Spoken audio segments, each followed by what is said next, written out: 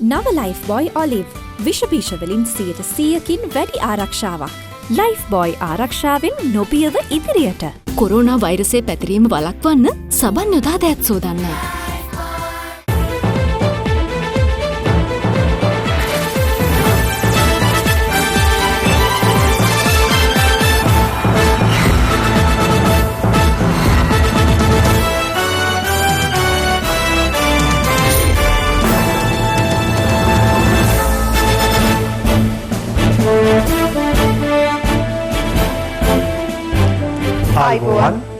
සියලු සමීක්ෂණ වාර්තාවලින් නැවත නැවතත් තහවුරු කරන ශ්‍රී ලංකාවේ අංක 1 ප්‍රවෘත්ති ප්‍රකාශය.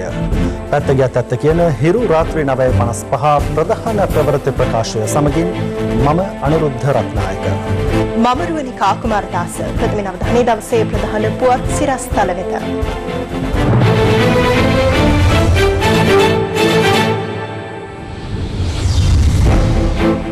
හෙට රාත්‍රී 8 සිට ලබන සඳුදා පෙරවරු 5 දිවයිනටම ක්‍රියාත්මක වන පරිදි යලි ඇඳිරි නීතිය. මෙරට COVID-19 සමස්ත ආසාදිතයින් ගණන 630 දක්වා ඉහළට 136ක් සුවය ලබයි. ත්‍රිවිධ හමුදාව තුළ COVID-19 පැතිර යාම පාලනය කර ඇති බවට ආරක්ෂක ප්‍රධානීන්ගෙන් සහතිකයක්. අපි මේක පාලනය කරලා තියෙනවා. බය වෙන්න කිසිම හේතුවක් නැහැ. සුනඛයෙකුට COVID-19 ආසාදනය වී ඇති බවට ප්‍රථම වරට ඇමරිකාවෙන් වාර්තා වෙයි. තමන් අත්අඩංගුවට ගැනීම වළක්වන්නයි ඉල්ලා රිෂාඩ් බදියුදීන්ගෙන් ශ්‍රේෂ්ඨාධිකරණයට පෙත්සමක්. දේශීය විරුවන් උදෙසා නොමිලේ පිදෙන ආවරණය විරු අභිමාන ශ්‍රී ලංකා ඉන්ෂුරන්ස් වෙතින්. දැනට ඇඳිරි නීතිය ක්‍රියාත්මක කොළඹ, ගම්පහ, කළුතර සහ පුත්තලම දිස්ත්‍රික්කවලට අමතරව සෙසු දිස්ත්‍රික්කවලටද හෙට රාත්‍රී 8 සිට මැයි 4 වැනි සඳුදා පෙරවරු 5 පොලිස් ඇඳිරි නීතිය ක්‍රියාත්මක බව ජනාධිපති මාධ්‍යංශය නිවේදනය කළා. ඒ අනුව හෙට රාත්‍රී 8 සිට මැයි 4 වැනි සඳුදා පෙරවරු 5 මුළු දිවිනටම පොලිස් ඇඳිරි නීතිය ක්‍රියාත්මකයි. දවසේ පුවත පොලිස් ඇඳිරි නීතිය ක්‍රියාත්මක කිරීම සම්බන්ධයෙන් ජනාධිපති මාධ්‍යංශය අද පසුරුවේ නිවේදනයක් නිකුත් කළ අතර එහි දැක්වෙන්නේ හෙට එනම් අප්‍රේල් මාස 30 වන බ්‍රහස්පතින්දා රාත්‍රී 8 සිට මැයි 4 සිකුරාදා පෙරවරු 5 සමස්ත දිවයිනටම ඇඳිරි නීතිය ක්‍රියාත්මක බවයි. කෙසේ වෙතත් කොළඹ, ගම්පහ, කළුතර සහ පුත්තලම දිස්ත්‍රික්ක හැර සෙසු දිස්ත්‍රික්කවලට හෙටත් පෙරවරු 5 සිට රාත්‍රී 8 දක්වා ඇඳිරි නීතිය ඉවත් කරනු ඇති. මේ අතර එම දිස්ත්‍රික්ක සඳහා අදත් පැය 15ක කාලයක් ඇඳිරි නීතිය ලිහිල් කෙරුණා. කෙසේ වෙතත් ඊයේ මෙන්ම ඇඳිරි නීතිය ඉවත් කරනු බොහෝ නගරාශ්‍රිතව ජනතාවගේ අඩුවක් මෙන්ම වෙළඳසැල් බොහෝමයක්ද වසා දමා ඇති ආකාරය දක්නට ලැබුණා. ඇඹිලිපිටිය සතිපොළ ඉදිරිපිට නිසි සෞඛ්‍ය ක්‍රමවේදයන් නොමැතිව කුකුල්ම සලවි කරමින් සිටි වෙළඳුන් දෙදෙනෙකු මහජන සෞඛ්‍ය පරීක්ෂකවරුන් විසින් අත්අඩංගුවට ගනු ලැබුවා.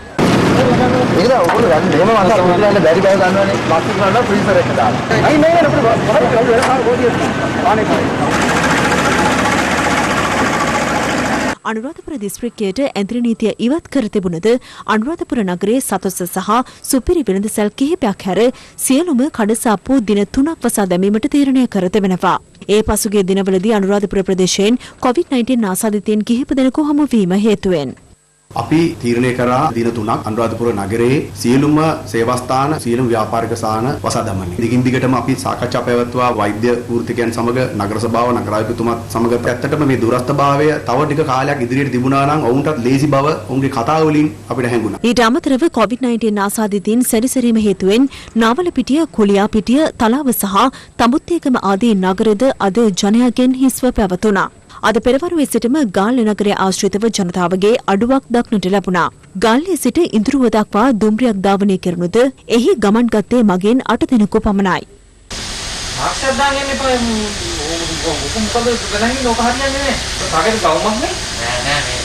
මගීන් සීමා කර ප්‍රවාහනය ඇතුළු රජය විසින් ප්‍රකාශයට පත් කළ සෞඛ්‍යාරක්ෂිත නිර්ණායක මත බස් ධාවනය කිරීමට 60 පෞද්ගලික බස් රථ සංගමය අද තීරණය කළා. එම සංගමයේ ඇතැම් සමාජිකයන් ඊයේ බස් රථ ධාවනයෙන් ඉවත් වුණේ අදාළ සෞඛ්‍ය නිර්ණායක නිසා Tamanට පාඩු සිදුවන බව පවසමින්.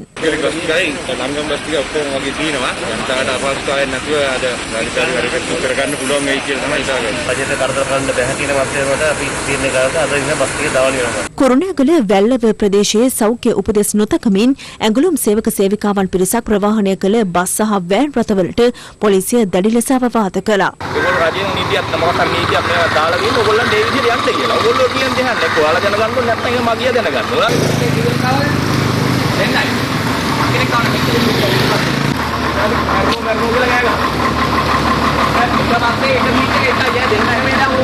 මේ අතර ජනතාව සෞඛ්‍ය ආරක්ෂිත උපදෙස් අනුගමනය කරන ආකාරය පරීක්ෂා කිරීම සඳහා පොලිස් නිලධාරීන් මෙලෙස කටයුතු කළා.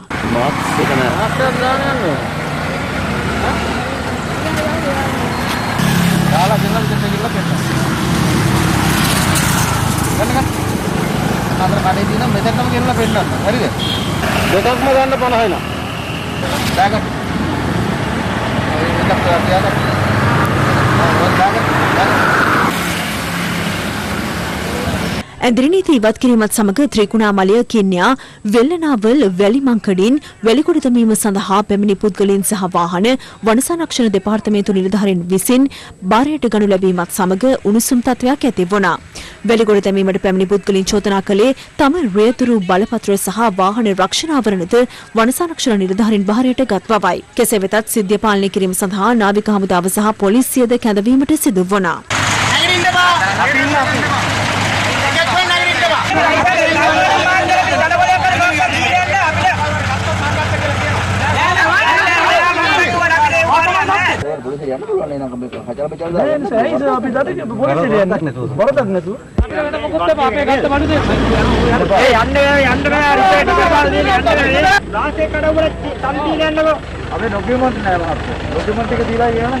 අපි උදේ 9 ඉඳන් ගඟේ ඉන්නවා. අපේ පොමිට් එකේ කාලය අලුත් කරන්න කියලා එයාලා කියනවා. අලුත් කරන්න ඒ රජයේ සේවා ස්ථාන ඇරලා නැත්නම් අපි කොහෙන්ද ඒක අලුත් කරන්න කියන එක තමයි අපි රජෙන් අහන්නේ. ඒකට රජයේ පොලිස් නිලධාරීන් වැරදිත් නැහැ, කීප වැරදිත් නැහැ. පොරොස්ටකෙන් තමයි අපිට මේ විදිහට කියන්නේ. මේ අතර අද පෙරවරු 6න් අවසන් වූ පැය 24 තුළ ඇඳිරි නීති උල්ලංඝනය කළ පුද්ගලයන් 554 දෙනෙකු අත්අඩංගුවට ගෙන තිබෙනවා. ඊට අමතරව අදාළ කාලය තුළ පොලිස් භාරයට ගැනුණු වාහන සංඛ්‍යාව 159ක්.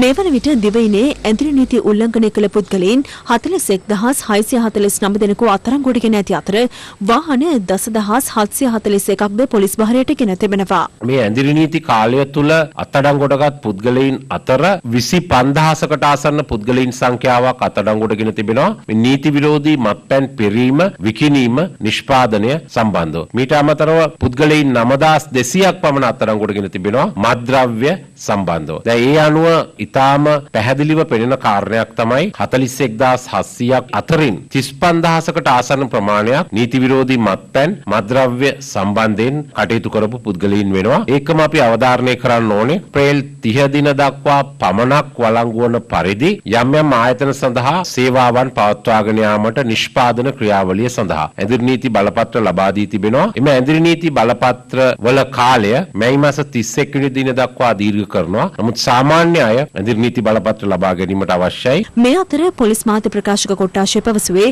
ඇඳිරි නීතිය ක්‍රියාත්මක කිරීම හේතුවෙන් වෙනත් ප්‍රදේශවලට යා නොහැකි වූ පුද්ගලයන් 51868 දෙනෙකු පොලිස් ස්ථානවල ලියාපදිංචි වී ඇති බවයි. ඔවුන් ගම්බිම් වෙත පිටත් කර හැරීම සඳහා මේ දක්වා සෞඛ්‍ය අංශවලින් නිර්දේශ ලැබී නොමැති බවද පොලිසිය පවසනවා. ඔයගොල්ලෝ හිතීගෙන ඉන්න තව සතියකින් හෝ දෙකකින් මේකට වැඩ පිළිවෙලක් කරලා ඔයගොල්ලෝ ප්‍රදේශ කට්ටිය වාහන වලින් හරි ගිහලා බස්සයි.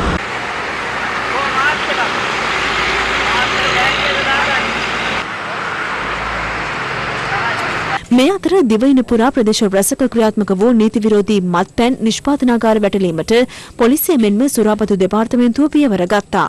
ඊයේ ඇඳිරි නීතිය ලිහිල් කළ අවස්ථාවේදී සුකෝපභෝගී වෑන් රථයකින් ලුණුකම් විහෙර ප්‍රදේශයේ එළහරක් තිදෙනෙකු සොරකම් කර මසඳහා ප්‍රවාහනය කරමින් සිටි සැකකරුවන් 4 දෙනෙකු හුංගම පොලිසිය විසින් අත්අඩංගුවට ගනු ලැබුවා. පොලිසිය පැවසුවේ නෙටෝල් පිටියේදී වෑන් රථය නවත්වන ලෙස සිදු කළ අන නොතකා ධාවනය කර කොටවය ප්‍රදේශයේ නිවසක සැඟව සිටියේදී මෙම පිරිස අත්අඩංගුවට ගත් බවයි. පොල්ගස්සෝ විට හල්පිට ප්‍රදේශයේ තොග වෙළඳසැලක අලවිය සඳහා තිබූ රුපියල් 70,000ක් වටිනා මිනිස් පරිභෝජනයට නුසුදුසු ආහාර තොගයක් තම බහරයට ගැනීමට කැස්පෑව සෞඛ්‍ය වෛද්‍ය කාර්යාලය අද පියවර ගත්තා. දිනවෙච්ච හකුරු අයින් වෙන්න මේක දාලා. පණු සමග තල නකුල් දෙල් එක්ක පොල් තෙල් ටැංකිය. කොම්බිය. යටින් මීවයි. හරි මේ. බෝ වෙනවා වැඩි ඒක නෑ. මීව වඳ කරගන්නවා ඒවට වෙනම ක්‍රමයක් කරන්න. ඉතුරුෙන්ගේ අයි මෙතන තියන් හිටින්. නිරාපත් වෙච්ච බලපන්. පණුනේ මුස්තාබු කරවල. සිද්ධිය සම්බන්ධයෙන් අත්අඩංගුවට වෙළඳ සැල් හිමිකරු අද කැස්බෑව මහේස්ත්‍රාත් අධිකරණයට ඉදිරිපත් කිරීමෙන් පසු දින 7ක් රක්ෂිත බන්ධනාගාරගත කර තිබෙනවා. හෝමාගම නියදගල ප්‍රදේශයේ නීත්‍යානුකූල බලපත්‍රයක් නොමැතිව රෝගීන්ට ප්‍රතිකාර කළ ව්‍යාජ වෛද්‍යවරයෙකු අත්අඩංගුවට ගැනීමට හෝමාගම පොලිසිය පියවර ගත්තා. වැටලීම සිදු කරන අවස්ථාවේ රෝගීන් 40කට ආසන්න පිරිසක් එම ස්ථානයේ රැඳී සිටි ඇති අතර ඔවුන්ගෙන් රුපියල් 1,500ත් 2,500ත් අතර මුදල් අය කරගෙන ඇති බවටද අනාවරණ වුණා. පොලිසිය පැවසුවේ කළුබෝවිල ශික්ෂණ රෝහලේ හෙද නිලධාරියෙකු මෙලෙස වෛද්‍යවරයෙකු ලෙස පෙනී සිට ඇති බවයි. මේ අතර නිවේදනයක් නිකුත් කරමින් තැපැල්පති රංජිත් ආර්යරත්න මහතා පෙන්වා දෙන්නේ තැපැල් කාර්යාල පද්ධතිය ලබන මාස 4 වනදා සිට සාමාන්‍ය රාජකාරී සඳහා සම්පූර්ණයෙන්ම විවෘත කරන බවයි. ඒ අනුව ලබන මැයි මාසට අදාළ මහජන ආධාර මාසික දීමනා, වැඩිහිටි දීමනා, ගොවි විශ්‍රාම වැටුප් සහ විශ්‍රාම වැටුප් ඇතුළු සියලු ගෙවීම්ද පෙර පරිදිම තැපැල් කාර්යාල කවුළුවලදී ගෙවීමට අවශ්‍ය පියවර ගැනනු ඇති. ඊට අමතරව ජල බිල්පත්, දුරකථන බිල්පත් ගෙවීමටත්, දේශීය විද්‍යුත් මුදල් හුවමාරුව සිදු කිරීමටත්, දේශීය තැපැල් සඳහා ලිපි සහ තැපැල් භාණ්ඩ බාර දීමට ලබන මාස 4 වනදා සිට අවස්ථාව සලසා ඇති බව තැපැල්පතිවරයා නිකුත් කළ නිවේදනයේ සඳහන්. මේ අතර පිටකොටුව මැනින් වෙළඳපොළ දින 16කට පසුව අද විවෘත කෙරුණා. අද ලොරි 120කින් පමණ වෙළඳපළට එළවලු තොග ලැබී තිබූ අතර එළවලු සහ පළතුරු මිල ගණන්ද පහළ මට්ටමක පැවතුණා. වෙළඳ සහ පාරිභෝගිකයන් බහුතරයක් සෞඛ්‍යාරක්ෂිත ක්‍රමවේදයන් අනුගමනය කළද කිහිප දෙනෙකු පමණක් ඒ පිළිබඳ තැකීමක් නොකරන ආකාරය අප වාර්තාකරුගේ කැමරාවේ සටහන්ව තිබුණේ මෙලෙසයි. සෑම විකුණනකම අවසර පත්‍රයක් ගන්න ඕනේ. ඊට අමතරව මේගොල්ලෝ සබත්තු ග්ලව්ස් දාන්න ඕනේ. PHI මහත්තයා අවසර පත්‍රය මොකක්ද ගන්න? අරගෙන එනෝනේ. අරගෙනද? මහත්තයා ග්ලව්ස් එක අනිත් එක. මේ අතර වැල්ලවාය මූලික රෝහලේ කාර්ය මණ්ඩලයේ ආතතිය දුරු කිරීමේ අරමුණින් සංගීත සැන්තියාවක් ඊයේ එම රෝහල් පරිශ්‍රයේදී සංවිධානය කර තිබුණා.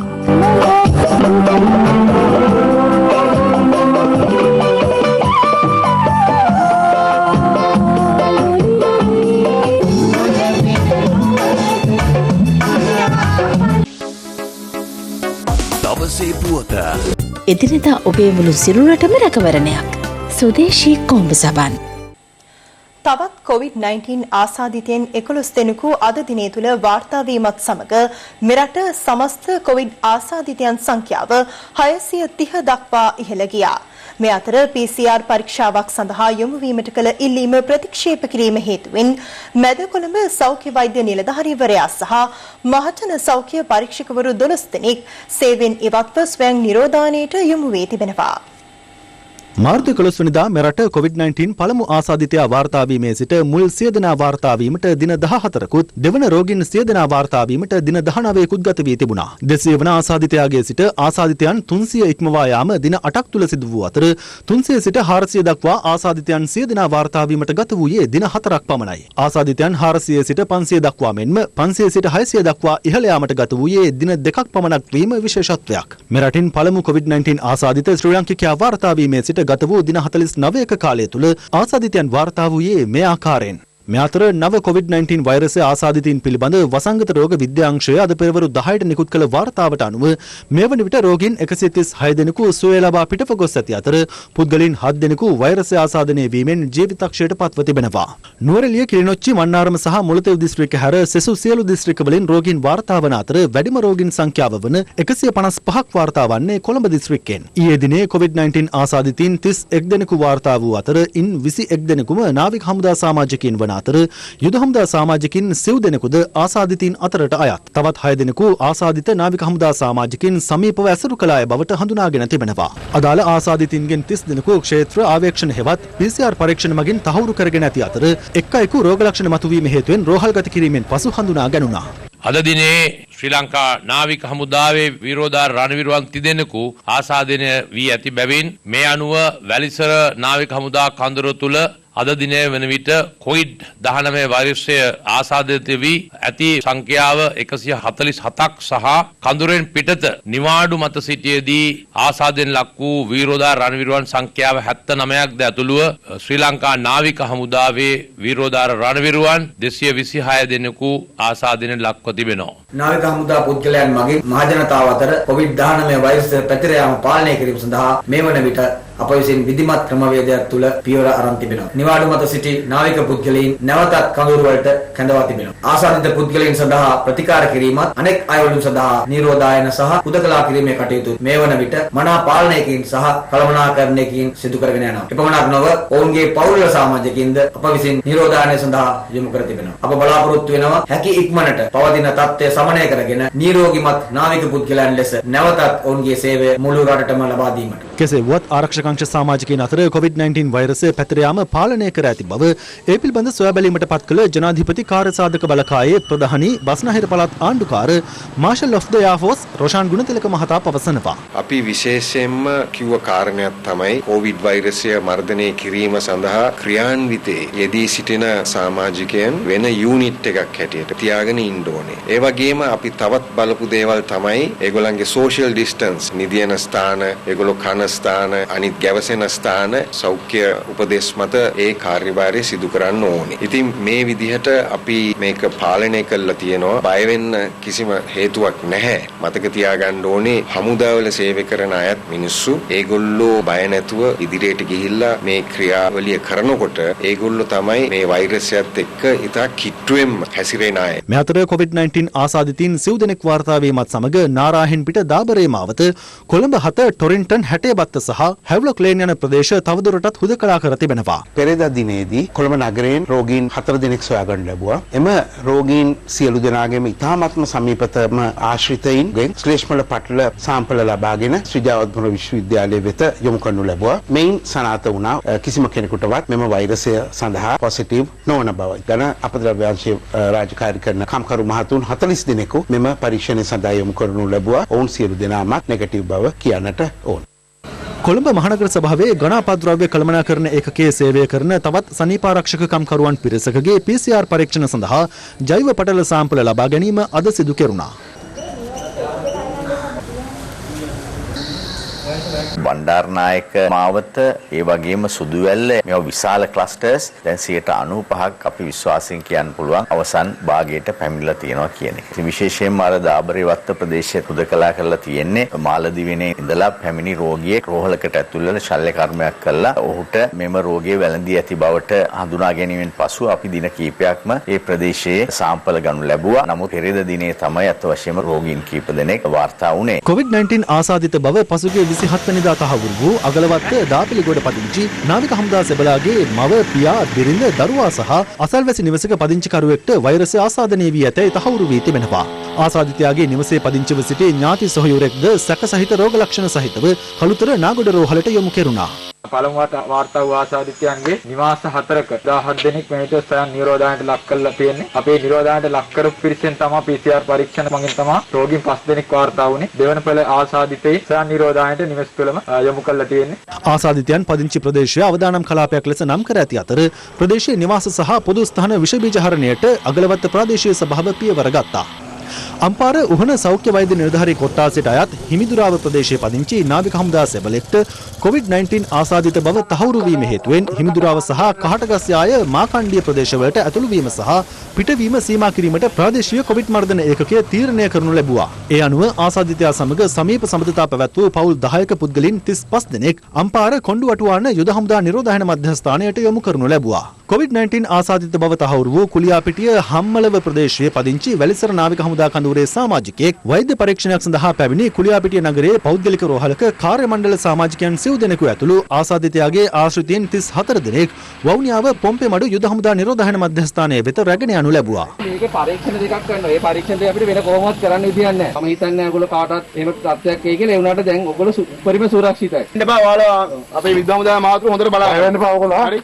මේ අතර අනුරාධපුර තන්නායම් කුලම් ප්‍රදේශයෙන් පසුගිය 27 වෙනිදා COVID-19 ආසාදිතයෙකු හමු වීමත් සමග තන්නායම් කුලම් සහ තෙප්පම් කුලම යන ග්‍රාම නිලධාරී වසම් දෙකෙහි පවුල් 850ක පුද්ගලයන් 2400ක ප්‍රමාණයක් අදාළ ප්‍රදේශවල ස්වයං නිරෝධායනය සඳහා යොමු කර තිබෙනවා. රත්නපුර ගුරුළුවාන මහමෙවුනා භාවනා මධ්‍යස්ථානයට පැමිණි නාවික හමුදා සෙබළෙක් COVID-19 ආසාදිත බව තහවුරු වීම හේතුවෙන් එහි වැඩවෙසෙන භික්ෂුන් වහන්සේ 7 නමක් ඇතුළු 9 දෙනෙක්ට ස්වයං නිරෝධායනයට ලක්වන ලෙස මහජන සෞඛ්‍ය පරීක්ෂකවරු අද උපදෙස් ලබා දුන්නා. මැදිරිගිරිය පදිංචි අදාළ නාවික සෙබළා මෙම භාවනා මධ්‍යස්ථානයට පසුගිය 22 වෙනිදා පැමිණ ඇත්තේ එහි කැටයම් නිර්මාණය කිරීම සඳහායි. එම අවස්ථාවේ ප්‍රදේශවාසීන් කිහිප දෙනෙක් ඔහු ඇසුරු කර ඇති අතර එම පුද්ගලයන්ගේ පවුල් 6ක පිරිස්ද නිරෝධායනයට යොමු කෙරුණා. එම කටයුතු සඳහා පැමිණි මහජන සෞඛ්‍ය පරීක්ෂකවරුන්ට අබලන් තත්ත්වයේ පැවති ජීප් රථය තල්ලු කර පණ ගැන්වීමටද සිදු වුණා.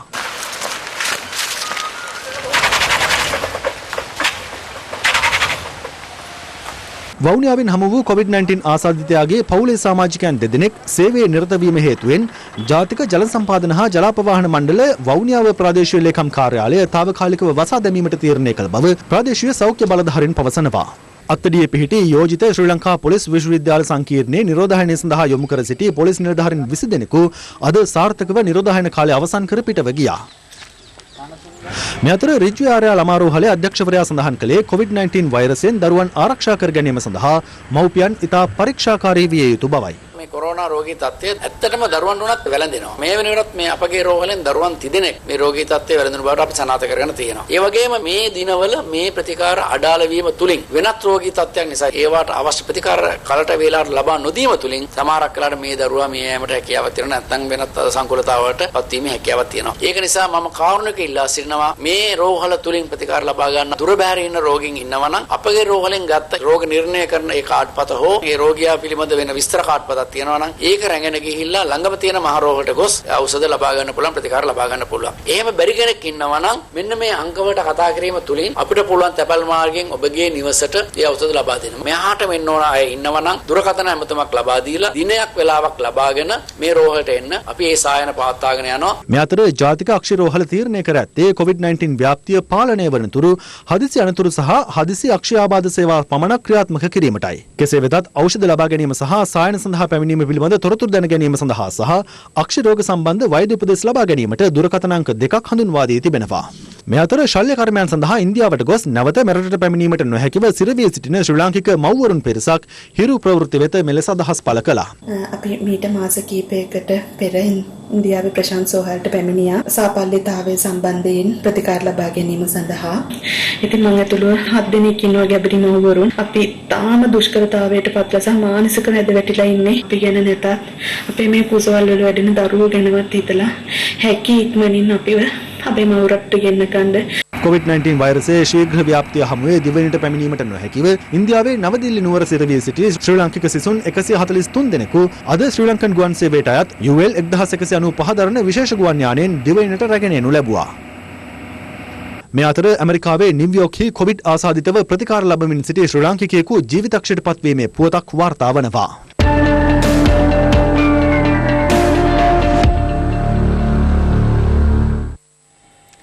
මෙරට ජනතාව COVID-19 රෝගයට ගොදුරු වීමේ අවස්ථාව මෙතෙක් බැහැර වී නොමැතිවත් තවමත් එය පාලනය කළ හැකි මට්ටමක පවතින බව නියෝජ්‍ය සෞඛ්‍ය අධ්‍යක්ෂ ජෙනරාල් විශේෂඥ වෛද්‍ය අමල් හර්ෂද සිල්වා මහතා පවසනවා. ඔහු මේ බව සඳහන් කළේ හිරු ටීවී ඔස්සේ විකාශය වන රට සහ හෙට වැඩසටහනට එක්වෙමින්. වාර්තා වන රෝගීන් ප්‍රමාණය එන්න වැඩි වෙනවා. අපේ අතින් පාලනය ගිලිහිලාද තියෙන්නේ. ලංකාව යම් කිසි පාලනයක තියෙන රෝගය දැන් දවසට මෙච්චර ගණන් ආවයි ගුවහම අපිට යම් කිසි බීතියක් ඇති වෙනවා. මේ බීතිය අපි සමාජගත කරන එක හොඳයි. සෞඛ්‍ය අංශ වලට විතරක් මේ දේ තනියම කරන්න බෑ. ලෝකයේ අනිත් රටවල් වලට සාපේක්ෂව වෛද්‍යතුමී අපේ මරණ ප්‍රමාණය අඩු. දැන් සාමාන්‍ය ජනතාවට හිතන දෙයක් තමයි අපේ රටේ ජනතාවගේ ප්‍රතිශක්තිකරණය වැඩිද. ඒක හොඳ වෙන්න විදියක් නෑ. මේක අලුත් ලෙඩක්. කාටවත් ඇඟේ ප්‍රතිශක්තියක් ගොඩ නැගෙන්න විදියක් නැහැ. වෛරසය ශරීරය තුළට ආවේ නැත්තම් ඒ නිසා අපේ අය තවමත් රෝගයට ගොදුරු වීමේ අවදානම හොඳටම තියෙනවා. ඔබතුමිය කිව්වා කලින් රූපවාහිනී සාකච්ඡාවකදී මුඛ ආවරණ අවශ්‍ය නැහැ කියලා බලන් ඉන්න තවමත් ඔබතුමිය ඉන්නේ ඒ මතයේද? ඔව් මම ඉන්න මතය තාමත් ඒ මතයේ ජනාකීර්ණ තැනකට ගියොත් එතන ඉන්නවා නම් අපිට කමක් නැහැ මාස්ක් එකක් දැම්මට. මොකද අපි දන්නේ නැහැ ඉන්න අයගේ කොහොමද කියන එක. හැබැයි එහෙම නැතුව අපි කාර් එක ඇතුලේ යනකොට මාස්ක් එකක් දාගෙන යන්නේ ඇත්තටම කිසිම විද්‍යාත්මක පදනමක් මම දකින්නේ නැහැ. මේක අර කොන්ට්‍රොවර්ෂල් එකක් කියන එක තමයි කියන්නේ. දැන් කිව්ව දැන් ඔන්න කඩේ කෙනෙකුට ඕනේ කියනවා. තව එක්කෙනෙකුට ඕනේ නැහැ කියනවා. එහෙම කියන්න නැතුව පබා මම හිතන්නේ මහජනතර පහසුයි අපි කිව්වනම් මාස්ක් එක පැළඳුවාම මේක වඩා ආරක්ෂාවක් වෙනවා කියන්නේ. ඒක තමයි මම කියන්නේ ඔබ මාස්ක් එකක් දාගෙන ගියත් මීටරේ ඩිස්ටන්ස් තියාගන්න ඕනේ. දැන් අර බෙල්ලට දාගෙන ඉඳලා වැඩක් නැහැ. දානවා නම් ඒක හරියට දාන්න ඕන අල්ලන්නත් එපා. නිවාඩුවක් අරගෙන ගෙදර යන්න ඉන්න සෞඛ්‍ය සේවකයන් ආරක්ෂක අංශ සමාජිකයෙකුට පහසුවෙන් හැකියාවක් තියනවාද මේ PCR පරීක්ෂණය කරගන්න? සමහර රටවල් වල දින 14කට වරක් ඔවුන්ට වෙනම අංශයක් තියෙනවා ඔවුන්ගේ PCR පරීක්ෂණය කරන්න. ඉතින් අපේ රටෙත් මම හිතන්නේ අපි එක ආයතනයක් අලුතෙන් හෝ හදලා විශේෂයෙන්ම සෞඛ්‍ය සේවකයෝ දැන් මාධ්‍යවේදීන් පවා දින 14කට වරක් හෝ අඩුම ගානේ දින 20කට වරක් ඔවුන්ගේ PCR පරීක්ෂාව කරන්න. එහෙම නැත්නම් ඒකට වෙන පරීක්ෂණ උපක්‍රමයක් යොදවන්නට ඕනේ කියන නිර්දේශය අපිට තියෙනවා. දැනට ප්‍රතිකාර කරන රෝහල් වල සීමාව පැනලාද? හැම රෝහලකම ඉන්නවා. හැබැයි ඒ ධාරිතාවයට ලං වෙලාවක් නැහැ. PCR පරීක්ෂණයේ නෙගටිව් වෙච්ච කෙනෙක්ගේ ටික දවසකින් ඒක පොසිටිව් වෙන්න බැරිද? ඒකනේ අපි මේ පරීක්ෂණය කිහිප වතාවක් එක රෝගියෙක් සඳහා කරන්නේ. අපි පොසිටිව් වුණොත් හෝ නෙගටිව් වුණොත් එකවරකදී තීරණය කරන්නේ නැහැ අපි. දැන් රවි කුමුදේශ මහත්මයාගේ මම අහන්නේ එක PCR පරීක්ෂණයක් කරන්න ඇත්තටම කීයක් විතර වියදමක් යනවා? මෙහෙමයි. මේ පරීක්ෂණය ගැනීම සඳහා වෛද්‍ය නිලධාරීන් සම්බන්ධ වෙනවා, හෙද නිලධාරීන් සම්බන්ධ වෙනවා. ප්‍රවාහනය කිරීම සඳහා ඇම්බියුලන්ස් ඩ්‍රයිවර් කෙනෙක් එනවා. ප්‍රවාහනය කිරීම සඳහා සොබ් එකක්, ට්‍රාන්ස්පෝර්ට් මීඩියම් එකක්. දැන් මේ දේවල් නැතුව කියනවා නම් 6000ක වගේ ගාණක් මේකට යනවා. මේ දේවල් එකතු කරාම මේක 10000ක් 11000ක් වෙනවා. දැන් අපි පෞද්ගලික අංශයට යවන්නේ නිදර්ශකයේ විතරයි නම් රජය 5000ක් විතර වියදම් කරලා ඉවරයි. ඒ නිසා අපි තවමත් කියනවා සීමාව ඉක්මවනකම් රජයේ දේවල් ටික රජයට බලා ගැනීමේ හැකියාව තියෙනවා. පිටරටවල් වලින් ඉදිරියටත් එන්න ඉන්නවා පිරිසක්. මේ එන අයට ගුවන් තොටුපළේදීම PCR පරීක්ෂණය කරගන්න දුන්නොත් හොඳයි නේද? ඒ වගේ ක්‍රමවේදන අපිට අනුගමනය කරන්න වෙයි. රට විවෘත කරනකොට, ෆැක්ටරිස් විවෘත කරනකොට අපි දැනටත් යෝජනා කරලා තියෙනවා අනිවාර්යයෙන්ම එයාපෝට් එක අරින්න ඉස්සෙල්ලා එතන රසායනාගාර පද්ධතියක් තියන්න.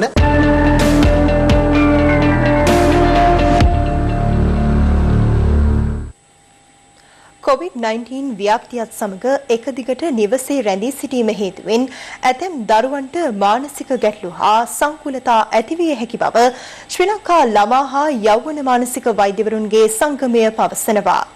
ඔවුන් වැඩිදුරටත් පවසන්නේ එවැනි ගැටලු සඳහා විසඳුම් ලබා ගැනීමට 1926 ඔස්සේ ජාතික මානසික සෞඛ්‍ය විද්‍යායතනය අමතන ලෙසයි. දරුවාට පීඩනය හෝ ආතතිය ඇති විට පෙන්වන ලක්ෂණ කිහිපයක් හඳුනාගත හැකියි. ඒවා නම් නිතර තරහ යෑම, වයසට වඩා කුඩා ළමයෙක් ලෙස හැසිරීම, නිින්ද හා ආහාර රටා වෙනස් කිරීම, අවධානය අඩුවීම හා කලබල ගතිය, කලින් කැමැත්තෙන් කළ දේ ප්‍රතික්ෂේප කිරීම, හේතුවක් නැති හිස් රදය සහ කැක්කුම්, වැඩිහිටියන්ගේ කීමට ප්‍රතිවිරුද්ධ දේ කිරීම වැනි කාරණායි. දරුවන්ට මානසික ගැටලු සහ සංකුලතා ඇතිවීම වැළැක්වීම සඳහා කාලසටහනක් මගින් දිනචර්යාව නැවත ස්ථාපිත කිරීමට පියවර ගත හැකි බව වෛද්‍යවරු පෙන්වා දෙනවා. දරුවන්ට විතරක් නෙමෙයි අම්මලා තාත්තලාටත් මේක අලුත් අත්දැකීමක්. ඒගොල්ලන් ගෙදරට සීමා වෙලා අපිට හැමතිස්සෙම කොවිඩ් වසංගතය ගැන එක ප්‍රවෘත්තිත් අහන්න ලැබෙනවා. ඒක නිසා දරුවන්ට රෝගය ගැන තොරතුරුක් නැතුව ඇහුම්කන් දෙන අවස්ථාව අඩු කරන්න අපි වග බලා ගන්න ඕන. මානසික සංකූලතාවයක් ගොඩක් වෙලාවට දරුවෙකුට ඒක වචන වලින් කියන්න අමාරුයි. ඒගොල්ලන්ගේ හැසිරීමේ වෙනස්කම් වෙන්න පුළුවන්. වෙනදට වඩා ගොඩක් වෙනස්, ගොඩක් බය වෙලා වගේ, ගොඩක් අඬනවා. එහෙම නැත්නම් කන්නේ බොන්නේ නැහැ. නැත්නම් ඒගොල්ලන්ගේ හැඟීම් වල වෙනස්කම් අපිට පේන්න පුළුවන්. අනිත් දේ තමයි සාමාන්‍ය දිනචර්යාව ස්ථාපිත කරන්න බලන්න ඕන. දැන් පාසල් පැවතුනේ නැතත් පාසල් වැඩ කටයුතු මොන හරි උදේවරුයි කරනවා. හවස් වෙනකොට ටිකක් සෙල්ලම් කරනවා. තව ප්‍රධානම දෙයක් තමයි මේ ගෙදර වැඩිපුර ඉන්නකොට අපි ස්ක්‍රීන් ටයිම් ටැබ් එක වෙන්න පුළුවන්, ෆෝන් එක වෙන්න පුළුවන්, රූපවාහිනී තිරය වෙන්න පුළුවන්. ඒක අපි නොදැනුවත්වම වැඩි වෙනවා. දෙමාපියන් වශයෙන් අපිත් ඒවා අඩුවෙන් පාවිච්චි කරලා දරුවොත් එක්ක වැඩියෙන් කාලය ගත කරන්න උත්සාහ කරන්න ඕන.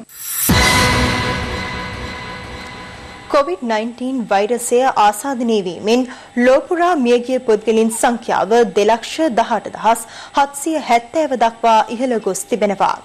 ගත වූ පැය 24 තුළ නව ආසාදිතයන් 25,000කට අධික සංඛ්‍යාවක් වාර්තා වීමත් සමග ඇමරිකාවේ සමස්ත කොවිඩ් ආසාදිතයන් සංඛ්‍යාව මිලියනයේ සීමාව අභිබවා ගියා. මේ අතර COVID-19 වෛරසයට එරෙහිව ප්‍රතිකාර කළ හැකි නව එන්නතක් චීනය අද සායනිකව අත්හදා බැලුවා. පසුගිය ජනවාරි මාස 20 වන දින ඇමරිකාවේ පළමු කොවිඩ් ආසාදිතයා වොෂින්ටන් ප්‍රාන්තයෙන් වාර්තා වූ අතර එරට පළමු කොවිඩ් මරණය සිදු වූයේ ඉකුත් පෙබරවාරි මාස 29 වනදායි. ගෝලීය කොවිඩ් ආසාදිතයින් සංඛ්‍යාව මිලියනය සීමාව අභිබවා යාමට මාස 4කට ආසන්න කාලයක් ගත වූවත් ඇමරිකාවේ ආසාදිතයින් සංඛ්‍යාව මිලියනය අභිබවා යාමට ගත වූයේ දින 41ක් වැනි කෙටි කාලයක් වීම විශේෂත්වයක්. ගෝලීය ආසාදිතයින් අතුරෙන් 3න් 1කට හිමිකම් කියන ඇමරිකාවෙන් ඊයේ දිනේදී නව මරණ 2470ක් වාර්තා වුණා. මේ වන විට රටින් වාර්තා වන සමස්ත පුද්ගල මරණ සංඛ්‍යාව 60000කට ආසන්නයි. චීනයේ රෝහල් දෙකක් සහ ඇමරිකාවේ විශේෂඥයින් පිරිසක් සිදු කළ විමර්ශන වාර්තාවකදී අනාවරණ වී ඇත්තේ COVID-19 ආසාදනය වූ සහ ඉන් මියගිය පුද්ගලයින් අතුරින් බහුතරයක් පිරිමි පුද්ගලයින් බවයි. ඒ අනුව ඇමරිකාවේ නිව්යෝක් සහ ලොස් ඇන්ජලීසි වෛද්‍ය විශේෂඥයින් ඊස්ට්‍රජන් සහ ප්‍රොජෙස්ටරෝන් කාන්තා හෝමෝන ආසාදිත වූ පිරිමි පුද්ගලයින් සුව කිරීමට භාවිතයට ගෙන තිබුණා. COVID-19 ආසාදිතින්ට ප්‍රතිකාර කරන ඇමරිකානු සෞඛ්‍ය කාර්ය මණ්ඩල නිලධාරීන් දිරිගැන්වීමට නිව්යෝක් උඩුගුවනේ ගුවන් සංදර්ශනයක් පැවැත්වුණේ මේ අයුරින්. මේ අතර ඇමරිකානු උපජනාධිපති මයික් පෙන්ස් මුව ආවරණයන් නොපැළඳ එරට රෝහලක සංචාරය කරන අයුරු දැක්වෙන දර්ශන පෙළක් සමාජයේ දැඩි අවධානයට ලක්ව තිබෙනවා. මේ අතර නිව්යෝර්ක්හි COVID-19 ඒකකයක සේවය කළ වෛද්‍යවරයෙකු දැඩි මානසික ආතතිය හේතුවෙන් සිය දිවි හානි කරගෙන ඇති බව විදේශ මාධ්‍ය වාර්තා කළා. ගත වූ පැය 24 තුළ යුරෝපා කලාපයේ වැඩිම ආසාදිතයින් සංඛ්‍යාව වාර්තා වූයේ බ්‍රිතාන්‍යයෙන්. ඒ ආසාදිතයින් 3996ක්. මේ වන විට බ්‍රිතාන්‍යයෙන් වාර්තා වන පුද්ගල මරණ සංඛ්‍යාව 21678ක්. මේ අතර COVID-19 වෛරසයට බොහෝ සමානකම් දක්වන නව වෛරසයක් බ්‍රිතාන්‍ය කුඩා ළමුන් ආශ්‍රිතව ශීඝ්‍රයෙන් ව්‍යාප්තව යන බවට විදේශ මාධ්‍ය වාර්තා කරනවා. බ්‍රිතාන්‍ය අග්‍රාමාත්‍ය බොරිස් ජොන්සන්ගේ පෙම්වතිය වන කැරි සයිමොන් සිය කුළුඳුල් දරුවා මෙලොව එළිය දුටු බව අද නිවේදනය කළා. මීට පෙර අගමැති ජොන්සන් මාරාන්තික COVID-19 වෛරසයට ගොදුරුව පූර්ණ සුවය ලැබුව අතර කැරි සයිමොන්ද රෝගී ලක්ෂණ පෙන්눔 කිරීම හේතුවෙන් ස්වයං නිරෝධහනයට ලක් වුණා. 55 හැවිරිදි පස්දරුපියෙකු වන අග්‍රාමාත්‍ය ජොන්සන් සහ 32 හැවිරිදි කැරි සයිමොන් බ්‍රිතාන්‍යයේ ඩවුනින් ස්ට්‍රීට්හි ජීවත් වන පළමු අවිවාහක රාජ්‍ය යුවළ වන අතර එය ලෝපුරා සියලු දෙනාගේ අවධානයට යොමුව තිබෙනවා. කලාපයේ වෛරස් ව්‍යාප්තියේ කේන්ද්‍රස්ථානයක් බවට පත්ව තිබූ ඉතාලිය, ස්පාඤ්ඤ, ප්‍රංශයෙන් සහ ජර්මනියෙන් වාර්තා වන පුද්ගල මරණයන්හි ක්‍රමික පහත වැටීමක් දක්නට ලැබෙනවා. මැද පෙරදිග කලාපයේ ශ්‍රී ලාංකික ශ්‍රමිකයන් බහුතරයකට වාසභූමිය වූ සෞදි අරාබියෙන් ගත වූ පැය 24 තුළ නව ආසාදිතයින් 1266ක් වාර්තා වීමත් සමග සමස්ත ආසාදිතයින් සංඛ්‍යාව 20077ක් දක්වා ඉහළ ගියා. අසල්වැසි ඉන්දියාවෙන් වාර්තා වන මරණ සංඛ්‍යාව අද දහස සීමාව අභිපවා ගිය අතර ඊයේ දිනය තුල පමණක් එරටින් නව ආසාදිතයින් 1873 දෙනෙකු වාර්තා වුණා. විශ්ලේෂකින් අනුතුරුවංග වන්නේ බිලියන 1.3ක ජනකායකට වාසභූමිය වූ ඉන්දියාවෙන් වාර්තා වන ආසාදිතයින් සංඛ්‍යාව මිලියන ගණනක් දක්වා ඉහළ යා හැකි බවටයි. මේ අතර ඉන්දියාවේ බෙන්ගාල ප්‍රාන්තයේ සංචරණ සීමා පනවා ඇති නගරයක මිනිසුන්ගෙන් පිරී තිබුණු වෙළඳසැලක් වසා දැමීමට ගිය පොලිස් නිලධාරීන් පිරිසක් සහ සෞඛ්‍ය කාර්ය මණ්ඩල නිලධාරීන් පිරිසකට ප්‍රදේශවාසීන් ගල් මුල් ප්‍රහාර එල්ල කර තිබෙනවා. COVID-19 වෛරසයේ ව්‍යාප්තිය ආරම්භ චීනය වෛරසයට එරෙහි නව එන්නතක් අද සායනිකව අත්හදා බැලුවා. මාරාන්තික වෛරසයට එරෙහිව චීනය අත්හදා බැලූ සිව්වැනි එන්නත මේ වනවා. මේ අතර COVID-19 වෛරසයේ ව්‍යාප්තිය හේතුවෙන් මාස දෙකකට ආසන්න කාලයක් කල් දමා තිබූ චීන පාර්ලිමේන්තුවේ වාර්ෂික සැසිවාරයේ එළඹෙන මේ මාස 22 වෙනි දින ආරම්භ කිරීමට නියමිත බව විදේශ මාධ්‍ය වාර්තා කරනවා. COVID-19 වසංගතයේ හේතුවෙන් කුඩා දරුවන්ට ප්‍රතිශක්තිකරණ එන්නත් ලබා දීමට දකුණු ආසියාතික රටවලට එල්ල වී ඇති දැඩි බලපෑම හේතුවෙන් ඉදිරියේදී තවත් අර්බුදයකට මුහුණ දීමට සිදුවනු ඇති බව එක්සත් ජාතීන්ගේ සංවිධානය අනුතුරුවංග වෙනවා. මේ අතර මාසකට ආසන්න කාලයක් ප්‍රසිද්ධියේ පෙනී නොසිට උතුරු කොරියානු නායක කිම් ජොන් උන් COVID-19 වෛරසයෙන් ආරක්ෂා වීම පිණිස සැඟවී ඇතැයි ඇමරිකානු ආරංචි මාර්ග සහ දකුණු කොරියානු අමාත්‍යවරය සඳහන් කර ඇති බව විදේශ මාධ්‍ය වාර්තා කරනවා.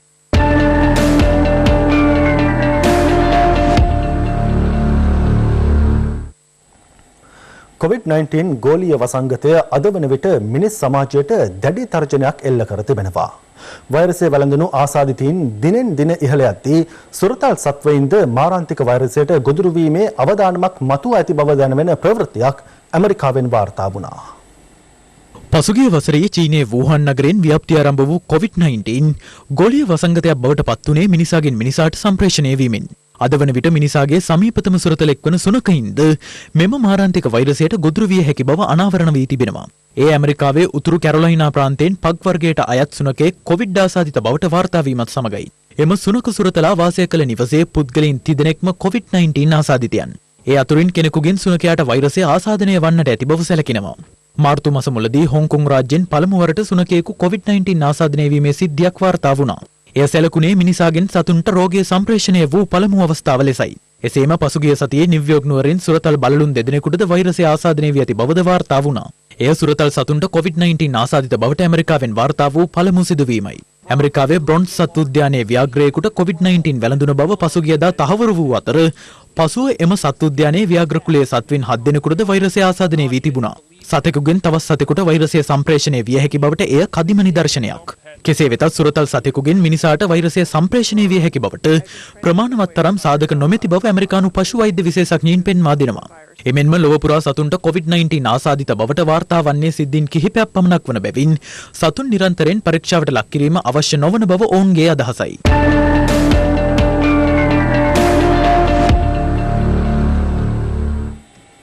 රජයේ වෛද්‍ය නිලධාරීන්ගේ සංගමයේ හේතුවෙන් රට තුළ බෙහෙතක් නිර්මාණය වී ඇති බව රජයේ වෛද්‍ය නිලධාරීන්ගේ සංසදයේ සභාපති වෛද්‍ය රුක්ෂාන් බෙල්ලන මහතා පවසනවා. ඔහු මේ බව සඳහන් කළේ අද කොළඹදී ප්‍රවෘත්ති සාකච්ඡාවක් කැඳවමින්. මේ රටේ මාධ්‍ය ඇතුළු ඕගොල්ලෝ සියලු දෙනාම හිතන් ඉන්නවනේ අර කිසිම සුදුසුකමක් නැති වෛද්‍ය නිලධාරිගේ සංගමය කියන ලේබලය ලැබුවා පමණින් එයාලා තමයි විශේෂඥයෝ කියලා. මහාචාර්යවරු, ආචාර්යවරු, විශේෂඥයෝ අනේ කලකිරිලා. ඒගොල්ලෝ ඕනේ නැද්ද මේ රටට? මොකද්ද අර පත්කරේ ජනාධිපති කාර්යසාධක බලකායට මේ සම්බන්ධයෙන් හිටියේ මේ වෘත්තීය සමිතිකාරයෙක්නේ. ස්නායු රෝග විශේෂඥයා කියලා. ළමා සෞඛ්‍ය අමාත්‍යාංශයේ ඉන්නවා නම් GMO එකට එකඟ නැති කියන විදිහට වැඩ කරන්නේ නැති ඒගොල්ලෝ දූෂිතයෝ, වංචනිකයෝ. එහෙම ලේබල් ගන්නවා. අන්න ජනාධිපති මන්දිරේ කුණුබක්කි ටික පිරිලලු. ඇයි මේ GMO ගෙන් දිනපතා විරුද්ධවාදීන්ට විරුද්ධ යවන ලියුම්. අපි තාමත් හිතනවා ලොක්ඩවුන් කියන එක තිබීම හරි. නමුත් කර්ෆියු දාලා ලොක්ඩවුන් කරන්න අවශ්‍ය නැහැ කියලා. මොකද ආර්ථිකය වටලා රටකට ලබා ගන්න පුළුවන් කොවිඩ් ජයග්‍රහණයක් නැහැ. මේ රජයේ වෛද්‍ය නිලධාරීන්ගේ සංගමය හින්දා COVID-19 භීතිකාවක් ඇති වෙලා තියෙනවා. මේ කොවිඩ් කියන එක ගිය මාස දෙකේ තුනේ අපිටත් හැදිලා ඇති. ඔයාටත් හැදිලා ඇති. බය වෙන්න දෙයක් නැහැ. සමාජ දුරස්ථභාවය රකින්න. හැබැයි ඉතින් ඕන රටක 5%ක් 10ක් මේක පිළිපදින්නේ නැති නහයට අහන්න නැති මිනිස්සු ඉන්නවා. අන්න ඒ අයට පොඩි බෙටන් පොල්ලක් වගේ තියාගෙන කර්ෆියු දැම්මට කමන්නේ. හැබැයි ඒ නිසා මුළු රටම ආර්ථිකය වට්ටගෙන ජරා ජීර්ණ වෙන්න අවශ්‍ය නැහැ කියන එක තමයි අපි කියුවේ. රජය සහ සෞඛ්‍ය අමාත්‍යවරිය අදාළ වෛද්‍ය උපදෙස් නොතකා කටයුතු කිරීම හේතුවෙන් රට බරපතල අර්බුදයකට පත්ව ඇති බවට එක්සත් ජාතික පක්ෂය නිවේදනයක් නිකුත් කරමින් චෝදනා කරනවා. එම පක්ෂය පෙන්වා දෙන්නේ මේ හේතුවෙන් ත්‍රිවිධ හමුදා සමාජිකින්ගේ ජීවිතද දැඩි අවදානමකට ලක්ව ඇති බවයි. එක්සත් ජාතික පක්ෂය සිය නිවේදනයෙන් පෙන්වා දෙන්නේ පසුගිය අප්‍රේල් මාස 18 වනදා විශේෂ අමාත්‍ය පවිත්‍රා වන්‍යරාජ්‍ය මහත්මිය රට තුළ COVID-19 වෛරස් ව්‍යාප්තිය පාලනය කර ඇති අතර ඒ හරහා රට පුරා ක්‍රියාත්මක ඇඳිරි නීතිය ඉවත් කළ හැකි බවට ප්‍රකාශයක් සිදු කර ඇති බවයි. එම ප්‍රකාශය සිදු කර දින 10ක් ඇතුළත මෙරට COVID-19 ආසාදිතයින් සංඛ්‍යාව 334 දෙනෙකුගෙන් ඉහළ ගොස් ඇති බව මෙම නිවේදනයේ සඳහන්. එම පක්ෂයේ යළිත් වරක් සෞඛ්‍ය අමාත්‍යවරයෙක්ගෙන් සහ රජයෙන් ඉල්ලා සිටින්නේ දිනකට සිදු කරන PCR පරීක්ෂණ සංඛ්‍යාව 3000 දක්වා වැඩි කරන ලෙසයි. මේ අතර උද්ගත වෙති අර්බුදය ව්‍යවස්ථානුකූලව විසඳීම සඳහා රාජ්‍ය වියදම් අනුමත කිරීමට පාර්ලිමේන්තුව යලි රැස් කරන ලෙස ඉල්ලමින් හිටපු පාර්ලිමේන්තු මන්ත්‍රී මංගල සමරවීර මහතා ජනාධිපතිවරයා වෙත විශේෂ ලිපියක් යොමු කර තිබෙනවා. එහි දැක්වෙන්නේ පාර්ලිමේන්තුව සතු මූල්‍ය බලතල ප්‍රකාරව එකී අනුමැතියකින් තොරව මුදල් අමාත්‍යවරයාට ප්‍රතිපාදන වෙන් කිරීමට බලය දිය නොහැකි අතර මහා භාණ්ඩාගාරයේ ලේකම්වරයාද මුදල් අමාත්‍යවරයාගේ අනුමැතියෙන් තොරව රාජ්‍ය මුදල් කිසිදු කටයුත්තකට වියදම් කිරීම නීති විරෝධී බවයි.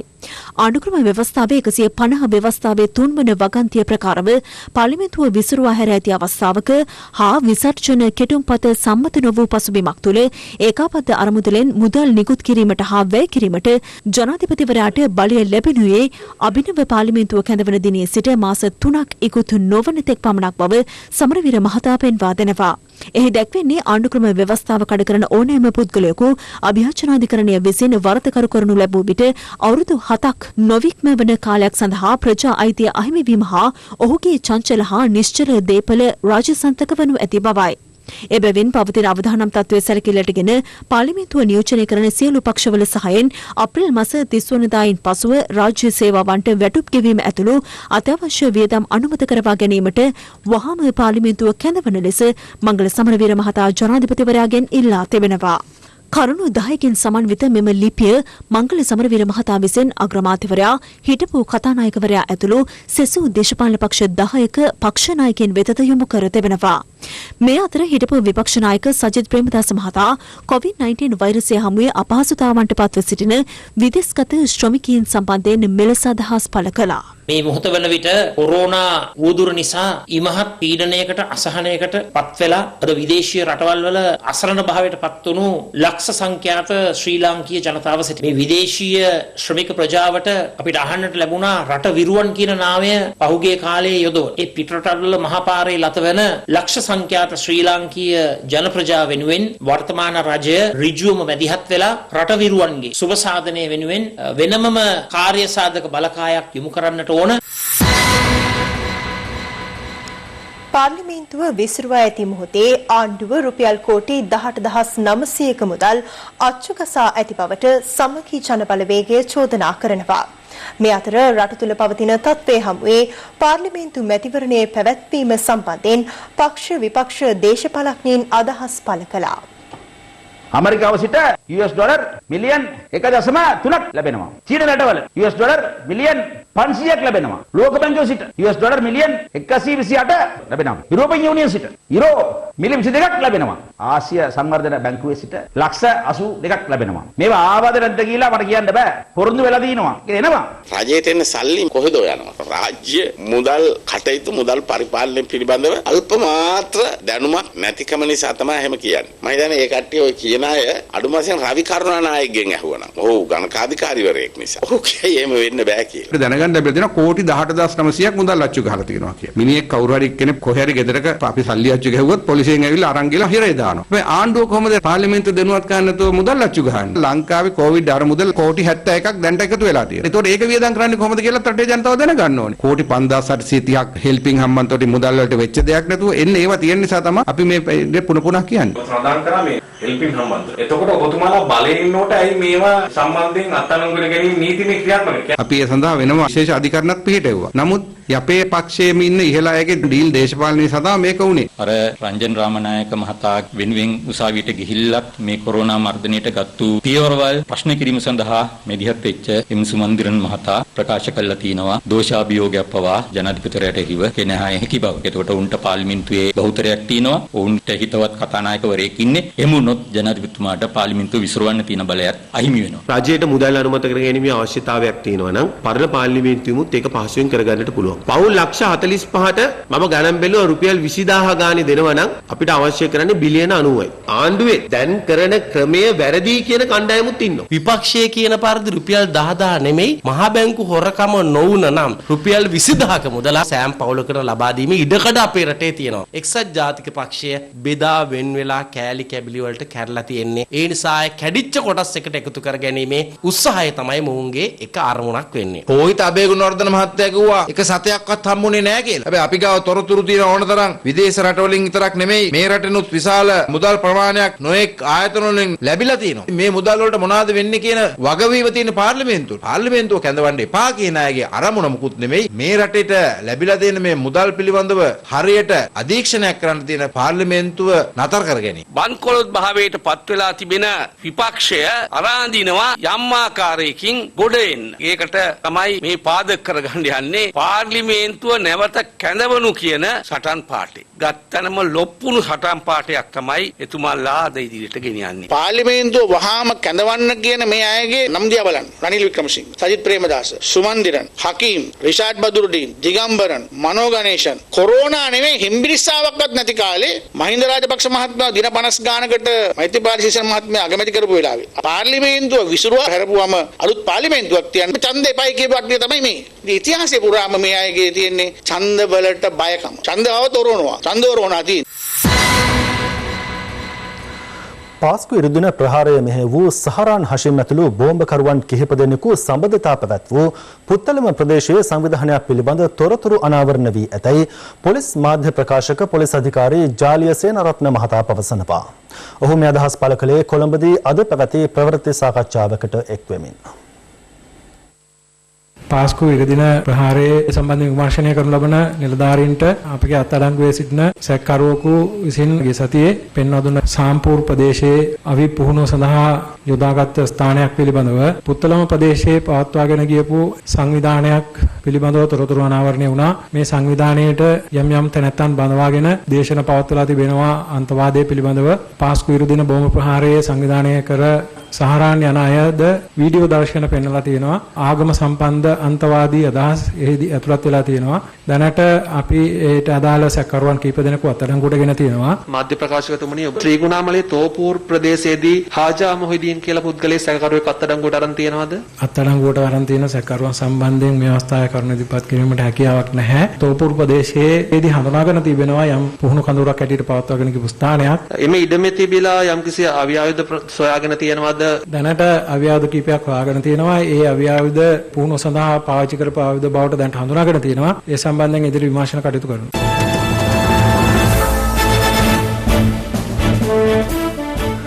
COVID-19 ව්‍යාප්ත වීමත් සමග දැඩි දුෂ්කරතා මැද සරණක් අවැසිව සිටින අපේම ජනතාව වෙනුවෙන් ක්‍රියාත්මක රට වෙනුවෙන් හිරු සහන යාත්‍රා ක්‍රියාන්විතය මේ වන විට ගම් නගර සිසාරා සාර්ථකව ක්‍රියාත්මක වන්නේ ජනතා ආශිර්වාද මැදයි.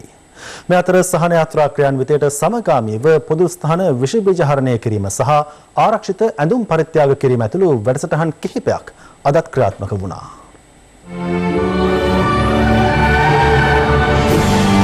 රට වෙනුවෙන් හිරු සහන යාත්‍රා ක්‍රියාන්විතය LULC සමග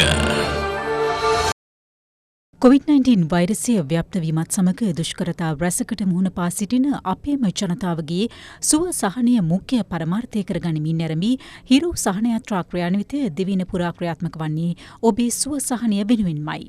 හිරු සහන යාත්‍රා ක්‍රියාන්විතය අද ක්‍රියාත්මක වුණේ කොළඹ සහ කළුතර දිස්ත්‍රික්ක කේන්ද්‍ර කර ගනිමින්. මේ ඔබ දකින්නේ පැලවත් හිරු ලයිව් ස්ටුඩියෝ මැදිරි සංකීර්ණයේ ඉදිරිපිටින් ආරක්ෂිතව සකසාගත්තු වියලි ආහාර ද්‍රව්‍ය රැගත් රථපෙළ ගමන් කරන ආකාරය. වෙහෙර විහාරස්ථාන වැඩිහිටි නිවාස පන්සල් පල්ලි කියන ඒවා පොදු ජනතාව මත යැපෙන ඒවා. ඉතින් පොදු ජනතාවත් මේ වෙලාවේ අසරණ තත්ත්වයට පත් වෙලා ඉන්න නිසා මේ ඉතා උතුම් කටයුත්ත අපි අගය කරනවා. මිනිස්සෙක් පීඩාවට පත් වෙන වෙලාවට ඒ වෙනුවෙන් උදව් කරන්න සිතවිල්ලක් පහළ වීමෙම උතුම් ක්‍රියාවක් හැටියට තමයි බෞද්ධ අපි දකින්නේ. හිරු මාධ්‍ය ආයතනයත් කවදත් මේ වගේ ව්‍යසන අවස්ථාවලදී මුලින්ම පිහිටට එන ආයතන හැටියට අපි දැකලා තියෙනවා. සමස්ත මහා සංඝරත්නය හැටියටත් අපි මේ කටයුතු තාමත් ප්‍රශංසනීය කටයුත්තක් හැටියට අගය කරනවා. අපි බෙහෙවින්ම ස්තුතිවන්ත වෙනවා මේ වගේ කාල යුගයක හිරු මාධ්‍ය ආයතනය කරන්නව මේ ජනතාව මෙහෙවර ගැන. හිරු මාධ්‍ය ජාලයටත් දෙවියන් වහන්සේගේ ආශිර්වාද ලැබෙන පිණිස අපි යාඥා කරනවා. අපේ සුජාතා වැඩිහිටි නිවාසයේ වැඩිහිටියෝ 40ක් ඉන්නවා. ඉතින් ඒ අයට මේ අවස්ථාවේ හිරු මාධ්‍ය ජාලය විසින් මේ දීපු වියලි ආහාර ද්‍රව්‍ය ගොඩක් වටිනවා. මේ අතර COVID-19 වෛරසය ආසාදනය වීමේ වැඩි අවධානමක් ඇති වැඩිහිටියන් ඉන් ආරක්ෂා කරගැනීමේ අරමුණින් හිරු මාධ්‍ය ජාලය ආරම්භ කළ වැඩිහිටි නිවාස විෂ බීජ හරණය කිරීමේ වැඩසටහන අදත් ක්‍රියාත්මක වුණා.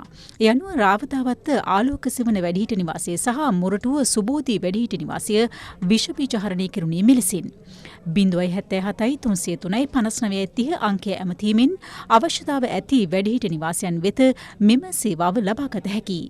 හිරු සහන යාත්‍රා ක්‍රියාන්විතයට සමගාමීව හිරු මාධ්‍ය ජාලය ශ්‍රී ලංකා රතකුරුස සමාජය හා එක්ව ක්‍රියාත්මක කරන පොදු ස්ථාන විෂ බීජ හරණය කිරීමේ වැඩසටහන් කොළඹ දිස්ත්‍රික්කය තුළ අද ක්‍රියාත්මක වුණා.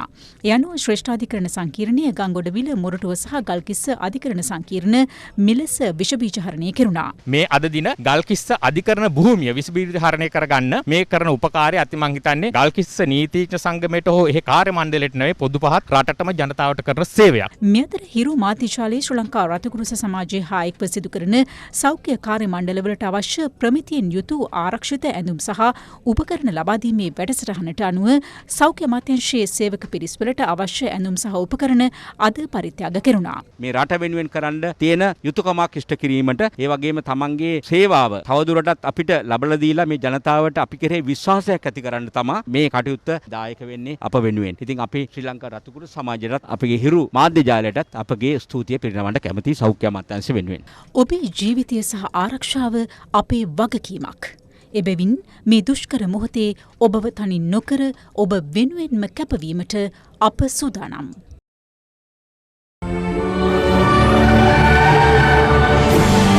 රට වෙනුවෙන් හිරු සහන යාත්‍රා ක්‍රියාන්විතය LOLC සමග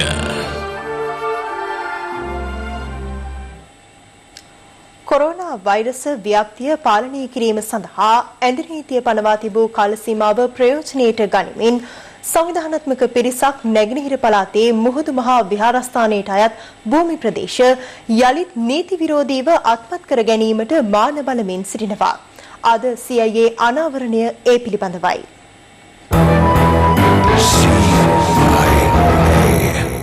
නැගෙනහිර පළාතේ පුතුවිල්හි පිහිටා ඇති මුහුදු මහා විහාරයට අයත් භූමි ප්‍රදේශ ශීඝ්‍ර ලෙස ආක්‍රමණය කරමින් ඉඩම් අල්ලා ගන්නා බව හිරු CIA හරහා අප අවස්ථා ගණනාවකදී හෙළි කළා. මෙම ඉඩම් ආක්‍රමණය ගොඩබිමින් මෙලෙස සිදුවෙද්දී මුහුදු මහා විහාරයට යාබද වෙරළ තීරය සොහොන් බිම් සඳහා වෙන් කර තිබුණේ. පුතුවිල් ප්‍රාදේශීය සභාවේ අනුග්‍රහය මත බව අප දර්ශන සාක්ෂි සහිතව මෙලෙස පෙන්වා දුන්නා. හිරු CIA හරහා සිදු කළ මෙම අනාවරණයන් සමග මුහුදු මහා විහාරය අවට සිදුවන අනවසර ඉඩම් අල්ලා ගැනීම පිළිබඳ විශාල ආందోලනයක් සමාජය තුළ මතු වුණා. මුහුදු මහා විහාරයේ ඉඩම් ආක්‍රමණයට එරෙහිව සටන් වදින විහාරවාසී පූජ්‍ය උඩලමත්තේ රතනප්‍රිය ස්වාමින් වහන්සේට අන්‍ය ජාතික තරුණයෙකු මෙලෙස පහර දීමට තැත් කරන අයුරු දැක්වෙන දර්ශන පෙළක්ද සමාජ මාධ්‍ය ඔස්සේ කරලියට පැමිණියේ ඒ අතරතුරයි.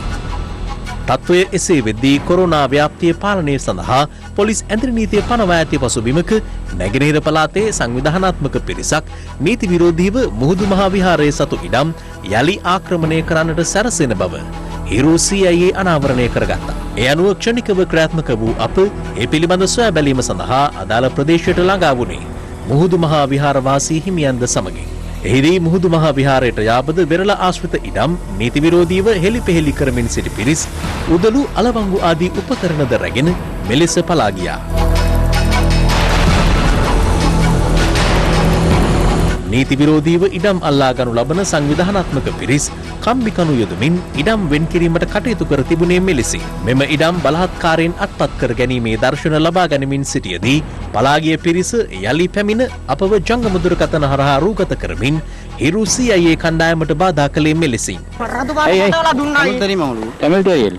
वीडियो कट பண்ணுங்க නෑ ඒ මම මීඩියා वीडियो कट பண்ணுங்க वीडियो ගන්න එපා ඒවට එහෙම කියන්න බෑ. මාධ්‍යයටද මෙලෙස බලපෑම් කරමින් බලහත්කාරයෙන් ඉඩම් අත්පත් කර ගැනීමට මොවුන්ට අවසර ලබා දුන්නේ කවුරුන්ද? මුහුදු මහා විහාරය අවට සීග්‍රයෙන් සිදුවන මෙම ඉඩම් ආක්‍රමණයට වගකිව යුතු බලධාරීන් මැදිහත් වන්නේ කවදාද? හිරු CIA ඉදිරියේදීත් අවධානයෙන්.